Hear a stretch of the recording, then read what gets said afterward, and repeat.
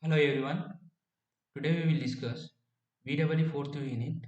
In the topic name is construction and working of synchronous generator.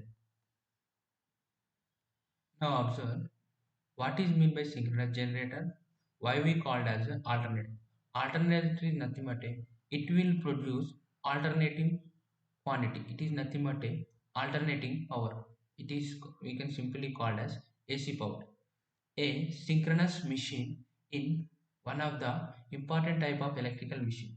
In fact, all generating machines at the power station nowadays, all power stations are synchronous kind only and known as a synchronous generator or alternator. Rotating machine that rotate at a speed that is fixed by supply frequency and the number of pole. Nothing but that we know Ns is equal 120 F by P, where the frequency is 50 Hz and the we can take poles as a 3 poles as a 2 poles. Then you will get a synchronous speed around 3000 rpm. It is a constant. Why? Because of that we called as a synchronous speed, that is called as a synchronous machine. A synchronous generator is a machine which converts mechanical power from the primary mover to AC electrical generator. AC electrical power. It is nothing but if you have any machine, if I given mechanical power, it will convert into electrical power. It is nothing but a generator. Now, in the case of synchronous motor, in the case of synchronous motor, is the machine will convert electrical power into a mechanical power. The synchronous generator is usually three-phase type. Why? Because of the several advantages of three-phase generation and the transmission and distribution. As we said that in the starting, why electrical machine generates alternating current, hence the voltage is known as alternator.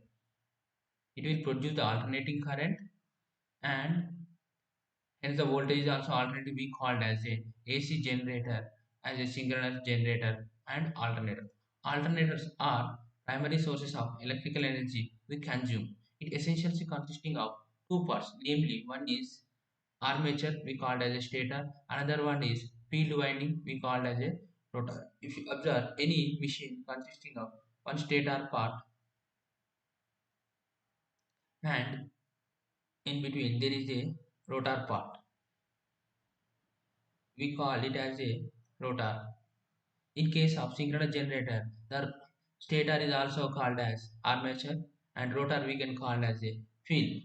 That is nothing but a electromagnetic field. And small AC generators are commonly made up with a stator, stator as a field magnetic system and rotating armature. But generally we use rotor as a field and stator as a armature. Armature is nothing but a static winding. Now we can observe difference between the DC and AC generator. Mainly the difference is construction, the rotating armature and stationary field, and the rotating field and stationary armature. In case of DC generator, armature we place at the rotors. We place armature in rotating. In case of DC generator,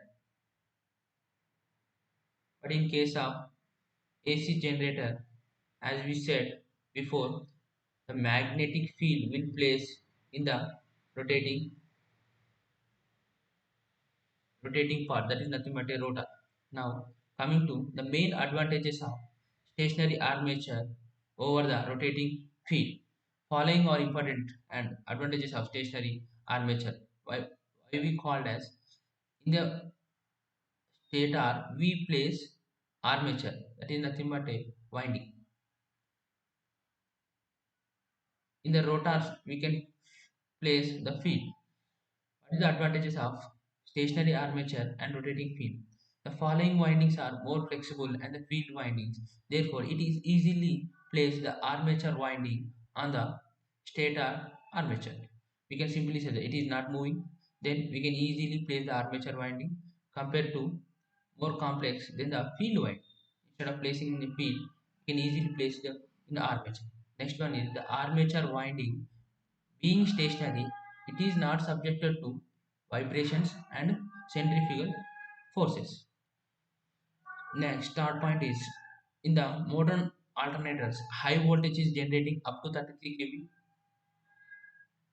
Therefore, the heavy insulation is provided and easily to install installed in the high voltage winding when it is placed on the stationary structure. Instead of rotating part, if you place it in stationary part, it is easily installed. The main point is the easily installed. Okay, the coming to fourth point, the weight of the rotor is small when field system is provided on the rotor such that friction losses are reduced. And the fifth point, output current can be taken directly from the fixed terminals on the stationary armature and the friction losses are reduced. Uh, Coming to fifth point, the output current can be taken directly from the fixed terminals on the stationary armature. Then we can use without using the slip rings and brushes. We can avoid the slip rings and the brushes. Now, it is easier to build properly balanced high-speed rotor when they carrying the field structure. And last point is rotating field is comparatively light and can run with high speeds. Eighth point, better cooling system can be provided when the armature is keeping stationary. Only two slip rings are required to supply the direct current to the rotor since its excited current supplies a low voltage 125 250. There is no difficulty in the insulating them. For the rotor, we have to produce North Pole and South Pole. For that purpose, we will give direct DC supply. In the DC supply, we can use only two switches. It is enough to produce the magnetic field, and there is no possibility of the armature conductor flying off when the machine runs at high speed, since they are housed in a stationary slots. Now coming to operation principle of alternator. Now the working principle of alternator is very simple. It is just like basic principle of a DC generator. It is also depending upon Faraday's law. As we know in the transformer also it is depends upon Faraday's law, and DC machines also it is depends upon Faraday's law. That is nothing but a electromagnetic induction, which says the current is induced in the conductor inside a magnetic field when there is no relative motion between that conductor and the magnetic field. For example, it is a magnetic pole north and south. If I move any conductor, this conductor will cut the magnetic field. The EMF will be induced in that. When the rotor rotates, the armature conductors cut the magnetic flux, hence the EMF will be induced in them. The magnetic poles are alternatively north and south pole, as we said before.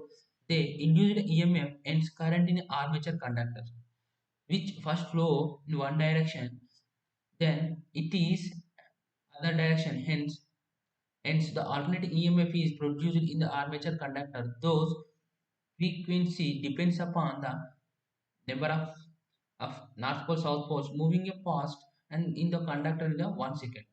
The direction of the induced EMF given by the Fleming's right hand rule.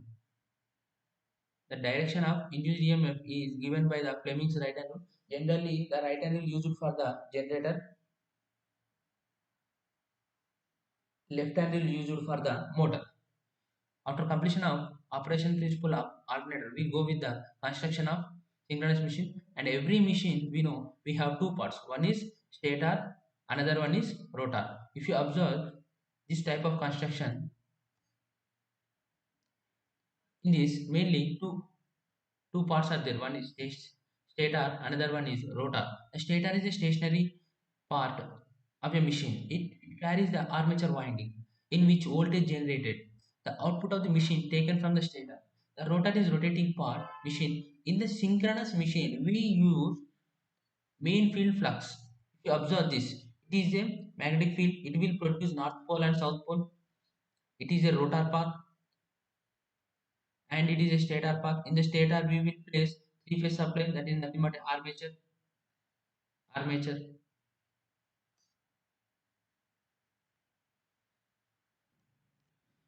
Now coming to construction of stator, similar like in we discussed already three-phase induction motor as the stator is there. Here also we have armature slots, stator frame, and stator core. In this armature slots only we will place the winding, and this stator core built with thin laminations of about 0.5 mm thickness. After stator construction, we go with the construction of rotor. Depending upon construction of rotor, it is classified into two types. One is salient pole type. It is also called as projected pole type rotor. And second one is non-salient. It is nothing but a smooth cylindrical type rotor. Name only indicating it is a non-salient. Salient means projected. Coming to first one, salient means projected. We have projected poles like this.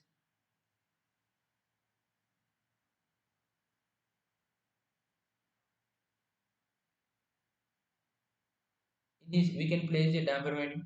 Here we can use as a winding space. We can winding over there. In case of salient pole, we can use number of poles. But in case of cylindrical, we can use maximum up to 4 poles only. In case of cylinder, we can use up to 4 poles. But in case of salient pole, we can use number of poles. Coming to salient pole type rotor. The term salient means the projection. The salient pole rotor consisting of pole projected outside from the surface. If you observe the construction, this diagram, you can easily understand. It is a four-pole salient rotor. If you observe here, it is a shaft, and here we can place pole body. It is nothing but a pole body. In the pole body, we wound over there, and here we use a damping bar to reduce the fluctuations in the motors, and it will helpful for the starting also in case of synchronous motor. Now we will create this north pole, south pole, and north pole, south pole. In exam, you have to draw this diagram, and this type of motors used for the less. Why? Because here we have more number of poles. If you have more number of poles, you can go with the less number of speed. Why? Because we know synchronous speed y ns is equal 120 f by p. If you want to get the constant frequency, the frequency directly proportional to ns by p. If the number of poles increases, we can use less speed. Now coming to the spool cylindrical type rotor. Now if you observe the diagram of this type of rotor construction, it has only 4 poles around north south north south. It is a cylindrical and smooth. Here also we have rotor slots, field winding where we place in slots, and the pole and the shaft. It is used for the high speeds because we have less number of poles. We know frequency is directly proportional to ns and p. Here we are using high speed. Why? Because we have less number of poles. Now last thing is now the comparison between the salient pole and cylindrical type rotor. Observe these main points. The poles are projected outside from the surface, but in this case there is no projected type of poles. The concentrated field winding here we place, but in this case we can use distribution field winding. Distribution field winding nothing but a we wind over 1 and 2, 1 and 3, 1 and 3, and second winding will come from 2 and 4. It is distributed. Concentric means we have to place all windings at one place and go through third slot. It means all windings are placed at one place. Here we can distribute each and every wire. That is nothing but distribution field winding. Coming to them, it is non-uniform air gap. Why? Because this is projector type. In between there is a non-distribution air gap, but here we use uniform air gap. Now coming to the large diameter and small axial length. Observe this. In this case, it is a large diameter and small axial length. But in this case, smaller diameter and larger axial length. Separate damper winding is required. In this case, there is no not required. Non-sinusoidal flux distribution due to the non-uniform air flux. Here, sinusoidal flux distribution due to the uniform air flux. It is preferred to, we already discussed, at the low speeds, it is preferred for the high speed. Now, primary mover used for the Pelton wheel. It is a mechanical part of the generator before we have to connect it. And in this case, prime mover is used to steam turbine and electrical motors. It is used in hydro power plants. It is used in the thermal power plants. The last thing is in the unit. What is mean by pitch factor and coordinate factor? These all are affect the induced EMF. In the synchronous generator, we will produce the induced EMF that depends upon winding factor, that is nothing but pitch factor, and the distribution factor. Pitch factor or coordinate factor. Generally, we have north pole and south pole. We have to place the winding from north pole to exactly 180 degrees of south pole. But in this, we use less number of slots. For example, it is start from 1 and 2. It is a full pitch. We call it as a full pitch. But we place before the full pitch, neg- we neglect one slot. It is nothing but a short pitch. Compared to the full pitch, the short pitch has less number of slots. Due to this, the EMF induced in the alternator will get reduced. How much it will reduce depending upon the angle, that is nothing but the number of slots per pole angle alpha. Alpha is equal, and finally the Kp pitch factor is equal to cos alpha by 2. Please try to remember this, cos alpha by 2. It is a vector sum of the induced EMF. Now coming to the distribution factor, it is Kd. The Kd also, instead of placing the concentric winding, we use distribution winding. In this distribution winding, you will get the factor value Kd is equal sin m beta by 2 by m sin beta by 2. Try to remember this formula. We have to write in the exam. The Kp we already discussed, cos alpha by 2. Here we use sin m beta by 2 by m sin beta by 2. The last thing is generating EMF.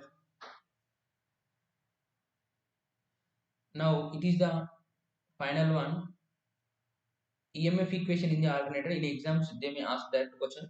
Derive the equation for the induced EMF, the EMF equation in the alternator. Similar like in the transformer, we already discussed. Like this. Here, the Z is equal to number of conductor per phase. P is nothing but a number of poles. Flux. Phi is nothing but a flux. It measures in Webers. N is nothing but a synchronous speed. We already know 120 F by P. Here, the two factors will affect. One is pitch factor, another one is distribution factor. As we know, N is nothing but a number of slots per pole. M is nothing but a number of slots per pole per phase. That is equal to 180 by N. Now, according to Faraday's law of electromagnetic induction, similar like in case of transformer, we know E is equal to N d phi by dt. Depending upon number of conductors and how much flux is cut by a given time. That is nothing but d phi by dt, rate of change of flux. It is directly proportional to the E. E depending upon number of conductors and rate of change of flux. The average induced EMF for conductor is equal to, I am taking here N is equal to 1, that is d phi by dt. We know flux is equal to poles into flux, and the dt we can write 60 by N. N is nothing but a speed. Now the induced EMF is equal to 5p 60 by N, 5p N by 60. Here we can substitute A value, the speed is equal to 120 F by P as we discussed earlier, and it is equal to 2 phi F per conductor. Per conductor, if you use Z number of conductor, we should multiply with Z, and it is a average value. Up to this we got the average value. To get the RMS value, we should multiply 1.1, that is equal to 2.225 F into Z. But in generally the Z is nothing but a per turn you use In the turn we use two conductors. We can place in a turn we have two conductors. We can place Z is equal to T. Generally it is a turn. In the turn we have two conductors. We place 2T. If you multiply all this, you will get finally 4.445 ft. It is similar like a transformer equation, but in the alternator we will get we will get product of Kc and Kp 5 ft, and that Kc and Kp we can directly write winding factor Kw. It is a phase voltage. If you want to get the line voltage, that should be multiplied with the root 3 of E P, root 3 times of E phase. Now I will conclude this topic. In this lecture, we discuss what is mean by alternator. It is nothing but a synchronous generator. Synchronous generator.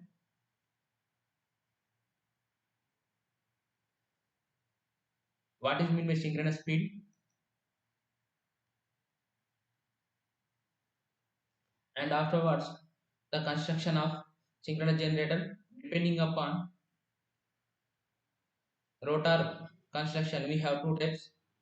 One is salient, another one is cylindrical. We know salient means projected poles, and cylindrical means we have cylindrical shaped rotor. And afterwards we discuss the difference between these two. The last topic is induced EMF. You got induced EMF RMS is equal 4.4 into flux, frequency flux, and we have two factors Kp, Kd, and the last one is number of turns. The induced EMF depending upon these three parameters. In your exam, they ask construction and working of synchronous generator. You have to write these 3 points, elaborate these topics. I hope all of you understood. Thank you.